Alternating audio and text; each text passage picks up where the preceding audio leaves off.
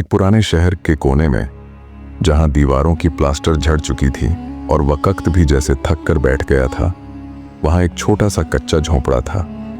उसमें बाबा शफी रहते थे। तकरीबन 70 साल की उम्र, धूप से झुलसा हुआ चेहरा, फटे पुराने कपड़े और एक लकड़ी का असा सहारा देने वाली छड़ी। लोग उन्हें फकीर कहते थे, मगर वो खुद को अल्लाह का बंदा कहकर पुकारते। हर सुबह वो मस्जिद के बाहर बैठते, किसी से कुछ न मांगते, बस चुपचाप बैठे रहते। जो देता कबूल कर लेते, जो नहीं देता उसे दुआ देकर रुखसत कर देते। उनके चेहरे पर एक अजीब सा नूर था, शायद वही जो आजमाइशों की धूप में निखर कर आता है। लेकिन बेचैनी इसी शहर में एक जौ और जलाल वाला बादशाह हुकूमत करता था। सुल्तान फारूक शाह। माल और दौलत, फौज, महल, खादिम, सब कुछ था, लेकिन फिर भी दिल बेचैन रहता। नींद नसीब नहीं थी।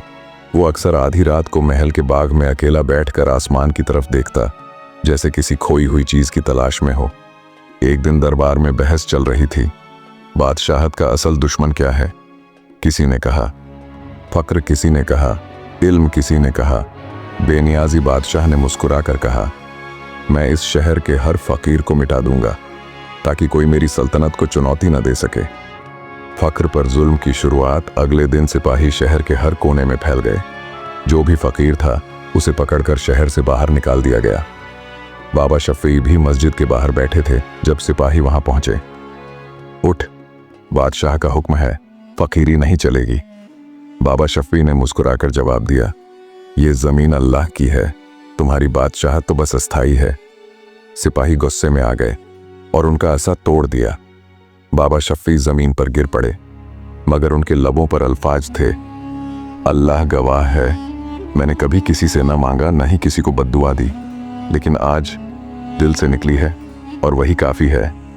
उसी रात सुल्तान फारूक शाह को शदीद बुखार हुआ। हकीम हताश हो गए, खजाने लुट गए, लेकिन शिफा न मिली। बादशाह ने एक ख्वाब देखा। एक दरवेश दरिया के किनारे बैठा कह रहा है, जिसने सब्र करने वाले को रुलाया वो खुद कभी सुकून न पाएगा। वो घबरा कर उठा और दरबारी बुलाए, शहर के तमाम फकीरों को वापस बुलाओ, मुझे वही दरवेश चाहिए। सिपाही दौड़े, फकीर बुलाए गए, लेकिन बाबा शफी न मिले। एक पुराना खादिम आया और कहा, बादशाह सलामत, वो तो चले गए, मगर जाते वक्त मस्जिद की सीढ़ियों पर एक टुकड़ा छोड़ गए हैं। उस पर लिखा था, हम तो सब्र के बागीचे में बोए गए थे, तुमने जड़ें काट दी, लेकिन फसल तुम्हारे दिल की बंजर जमीन से उगेगी। बादशाह की आंखों से आंसू बहने लगे। उसने कहा, मैंने सल्तनत के बदले सुकून खो दिया, मुझे वो वापस चाहिए जो मैंने सब्र से छीन लिया। उसी वक्त बादशाह ने ऐलान किया, फकीर शहर के उस्ताद हैं, जो फक्र के रास्ते पर है वो अल्लाह के करीब है। मस्जिद के सामने बैठने वालों को इज्जत दी जाएगी। महल के दरवाजे पर एक तख्ती टांगी गई, ये बादशाहत उस फकीर की अमानत है जिसने कभी बद्दुआ न दी, मगर अल्लाह ने सुन ली। कई महीनों बाद शहर से बाहर एक वीरान कब्रिस्तान में एक कच्ची सी कब्र मिली।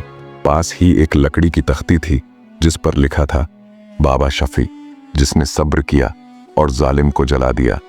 बादशाह खामोशी से उस कब्र के पास बैठ गया, फिर सर झुकाकर कहा, ऐ बाबा, तू जीत गया और मैं हार गया। आखिरी पैगाम, ये कहानी एक हकीकत है, ज़ाहिरी ताकत सब्र के सामने कुछ नहीं। जो सब्र करता है अल्लाह उसके साथ होता है। कभी किसी को कमज़ोर मत समझो, खासकर उस इंसान को जो सिर्फ रब से मांगता है, क्योंकि उसकी खामोशी में दुआएं छुपी होती हैं और दुआओं में वो ताकत होती है जो तख्त हिला देती है।